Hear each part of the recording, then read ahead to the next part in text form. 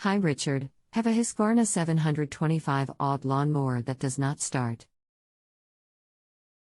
Checked spark plug, spark noticed, checked/cleaned air filter. Gas was empty, filled it. Nothing. Remove the spark plug and put a teaspoon of fuel direct into the cylinder, reinstall the spark plug, and see if it will start for a few seconds. If it does, the carburetor is problem. I just bought some Motor Medic instant starting fluid. Took off air filter, sprayed into carburetor as noted in directions.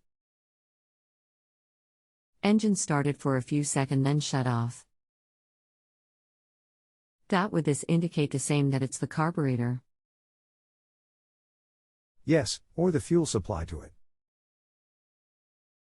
What would be the next steps to check the fuel supply? See if there is fuel to the carburetor. Just remove the inlet line. Yeah, just checked. Remove the inlet line, briefly, gas came through. So seems the carburetor needs cleaning. Here is basic carburetor. http://outdoorpower.com/repairs/briggs_walbro_lms_carb.asp. Hi Curtis, THX for the response. I've been able to clean the carburetor and reattach.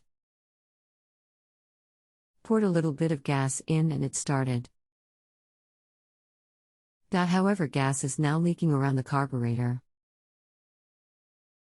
The inlet line looks fine and is attached tight to the carburetor with the clamp. Not sure what else to troubleshoot. Bowl gasket leaking. Seems the float wasn't placed back properly, reinstalled, and all is well. Thanks for your help. If you have a home improvement or appliance question and want to chat with an expert now, visit JustAnswer.com/YTHI.